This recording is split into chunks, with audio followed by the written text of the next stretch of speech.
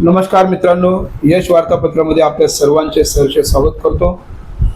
मीरा भाईंदर शहरामध्ये RMC plant आणि या प्लांटच्या गाड्यांमुळे दिवसेंदिवस रस्त्यावरती सिमेंट पडणे, रस्त्यावरती जोरदार पद्धतीने गाडी चालवणे व तसेच या गाड्यांमुळे कुठेतरी ॲक्सिडेंटचे प्रमाण वाढत असताना मीरा भाईंदर शहरातील नीलकमल नाका या ठिकाणी गेल्या 2 दिवसापूर्वी एका मुलाचा 11 वर्षीय मुलाचा, ज्या मुलाचं नाव आहे सन्नी रमेश राठोड, या मुलाचा मृत्यू एका भरधाव पद्धतीने आलेल्या RMC प्लांटच्या गाडीमुळेच त्याचा मृत्यू झाला।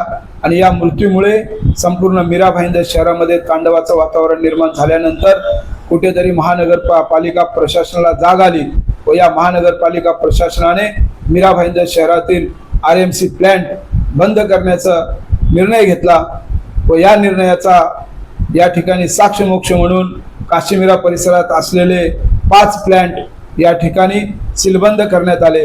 परंतु एक प्रश्न असा निर्माण होतो की ज्या घोडबंदर परिसरामध्ये 14 ते 15 प्लांट आहेत का त्याच्यावरती या ठिकाणी कारवाई करण्यासाठी मीरा भाईंदर महानगरपालिका सक्षम ठरेल का?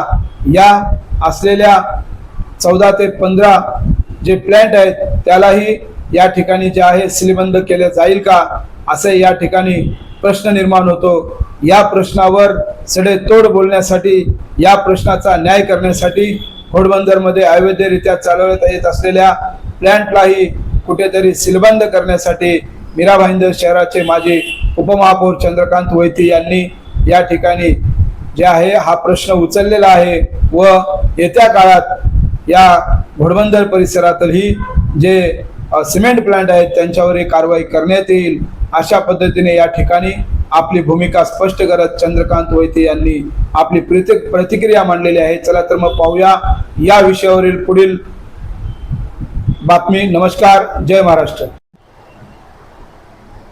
काय सांगाल सर, दहिसर चेक नाका येथील जो टोल नाका आहे या फाउंटन हॉटेलच्या इकडे आणण्याचा या ठिकाणी प्रताप सरनाईक यांनी बोलून दाखवला आहे, काय सांगाल? आता तुमचंच यश वार्तापत्र वाचत होतं, त्यातच बातमी आहे ती लिहिली आहे।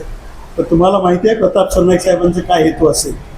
असो, आदरणीय परिवहन मंत्री प्रताप सरनाईक साहेब हे विसरले आहेत की तेच इथलं प्रतिनिधित्व गेल्या 20 वर्षापासून करत आहे आणि आता तर मंत्री आहेत।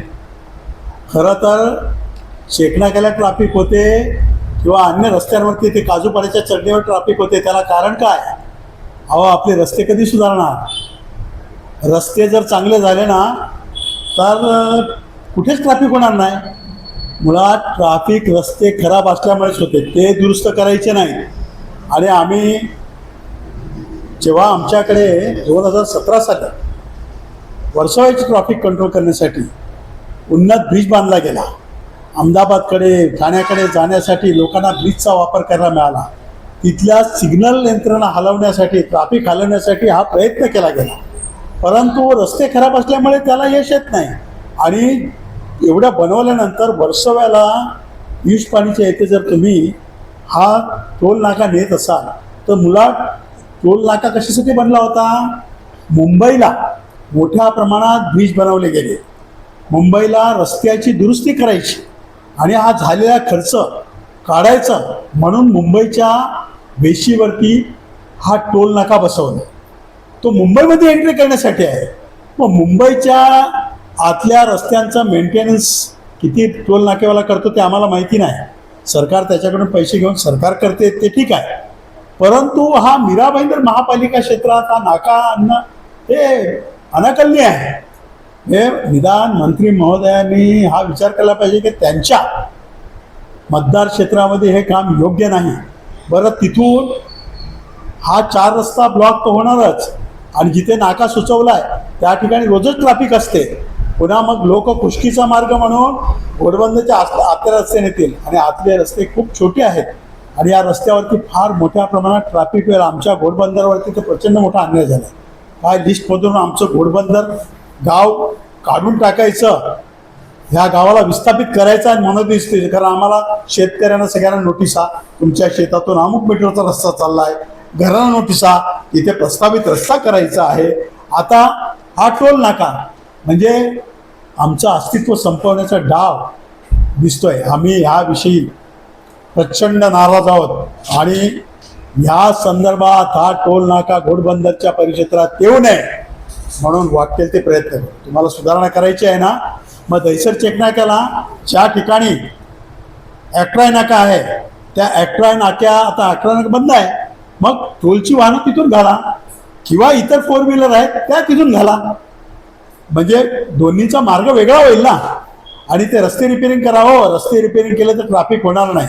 आणि उद्या तुम्ही हा भुर्दंड लावला आणि अचानक असं बातमी मिळते की आम्हाला ती घोडबंदरमधून चौपाटीच काढायची आहे, तर घोडबंदरला काय सत्यानाशच करून टाकायचं आहे का? मग नाका करायचा आहे तर वर्सोव्याला ठाण्याचे इथे जो टोल नाका होता ना तिथे न्या, तिथून येणारे वाहनं तिथे करतील. ब्रिजच्या पुढे एक नाका बनवा, तिथून येणारे कुठूनही आली तर टोल तर तुम्ही घेणार आहेत ना, तर तिथे न्या ना.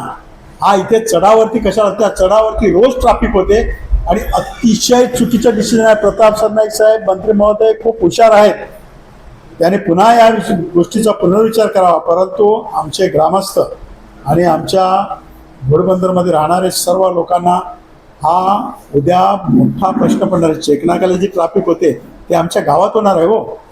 मग गावात पाहुण्यांनी यायचं नाही आणि आजाराने बाहेर न्यायचं नाही असा प्रकार होऊन जाईल. साहेब दुसरा काहीतरी विचार करा. ते या तुमच्या चॅनलच्या माध्यमातून सरनाईक साहेबांना हात जोडून विनंती आहे की एवढ्या लोकांचा अंत पाहू नका. तुम्हाला निवडून देण्यामध्ये आमची भूमिका आहे. टोल नाका स्थलांतरित करण्यापाठीमागे काय राजकीय स्वार्थ आहे? काय राजकीय स्वार्थ असणार यांचे? हे सुचली कल्पना म्हणून तो काहीतरी मी चांगलं केलं दाखवण्यासाठी टोल नाका जागा बदलता तुम्ही. अरे पण ते एवढ्या वर्षात कोणाला सुचली नसेल का? तुम्हाला सुचली म्हणून त्याच्यावर आम्हाला त्याचे परिणाम काय होतील, दुष्परिणाम काय होतील, फायदे काय, तोटे काय, ह्याचा तुम्ही त्या तज्ज्ञ अधिकाऱ्यांकडून रिपोर्ट घेतलाय का? MSRDC कडून माहिती घेतली का? हायवे अथॉरिटीकडून माहिती घेतली का? वाहतूक पोलिसांकडून माहिती घेतली का? स्थानिक स्वराज्य संस्थेकडून माहिती घेतली का? तुम्हाला वाटलं तुम्ही अधिकारी आणले, अहो मंत्री आहात, मंत्री बोले आणि प्रजा डोले, मंत्री बोले आणि राज्य सगळे कलेक्टर डोले, सगळे डिपार्टमेंट डोले, असा प्रकार आहे. म्हणून असं वेटीस धरू नका लोकांना. काय स्वार्थ आहे ते त्यांचं त्यांना माहिती. परंतु आमची विनंती आहे, हे चुकीचे करू नका. आम्ही या विषयात सर्व डिपार्टमेंटकडे वेळ पडली तर मुख्यमंत्री आदरणीय देवेंद्र फडणवीस साहेबांकडे देखील आम्ही दाद मागणार आहोत. साहेब आजूबाजूला जेवढे परिसर आहेत, आदिवासी पाडे आहेत, या संपूर्ण परिसरामध्ये येथील जनतेला या सर्व विषयाचा रोष होणार आहे. होणार आहे. तो रस्ता अरुंद आहे हो. जिथे नाका प्रस्तावित केलाय त्यांनी टोल नाका, ती जागा अरुंद आहे, तो चढ आहे. तुम्ही आत्ता जा आणि आत्ता बघा, आत्ताही उतरतानाही ट्रॅफिक असेल, चढतानाही ट्रॅफिक असेल. मग नंतर काय हाल होतील? आणि लोडिंग गाड्या असतील त्या कशा त्या चढावरती थांबतील? अरे उद्या मोठ्या मोठ्या अपघातांना तुम्ही आमंत्रण द्या. गावकऱ्यांच्या वतीने या विषयाला विरोध केला जाणार आहे. पूर्ण विरोध केला जाईल. प्रसंग पडला तर रस्त्यावर उतरू, आंदोलन करू, परंतु या विषयाला आम्ही होऊन देणार नाही.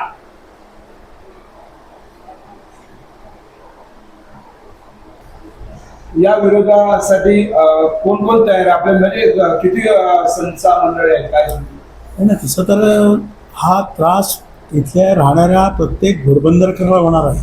मग तो मूळ घोडबंदर गाव असेल, रेतीबंदर असेल, साईनाथ सेवानगर, कापडिया कंपाऊंड, वामनदेव नगर, मॉडर्न झोपडपट्टी, वेलकर नगर, ह्या प्रत्येकाला त्रास होणार आहे. आणि वर्सोवा गावाला त्रास होणार आहे. त्या मीरा भाईंदरमधून ठाण्या किंवा मुंबईकडे पुण्याकडे जाणारे येणारे, वसईकडे जाणारे सगळ्यांना प्रचंड मोठा त्रास होणार आहे. म्हणजे तुम्ही कल्पना करू शकत नाही एवढी वाईट परिस्थिती होणार आहे. हे चुकीचं आहे. आता मी जवळजवळ गावातल्या संपूर्ण गावामध्ये आम्ही बोललेलो आहोत. सह्यांची मोहीम देखील आम्ही चालू केलेली आहे. विविध मंडळं, संघटना सगळ्यांची पत्र याच्यामध्ये येतील. माझं स्वतःचं व्यक्तिगत ही पत्र असेल, आमच्या ग्रामस्थांच्या मंडळाचंही पत्र असेल, रिक्षा युनियनचं पत्र असेल, श्री प्रतिष्ठान शिवश्री प्रतिष्ठान त्यांचंही पत्र असेल, त्या सगळ्यांशी माझं बोलणं झालेलं आहे. तसंच ओम प्रतिष्ठान ह्यांचंही पत्र असेल. अनेक ज्या गावात वेगवेगळ्या संघटना आहेत, श्री दत्तगुरू चॅरिटेबल ट्रस्ट यांचंही पत्र असेल, असे अनेक पत्र असतील. ह्या लोकांच्या भावना आम्ही त्या पत्रातून देणार आहोत. आणि सरनाईक साहेब, आम्ही नेहमीच तुमच्यासोबत होतो. आता ह्या वेळेला तुम्ही आमच्यासोबत यायला पाहिजे. हा निर्णय करू नका ही विनंती.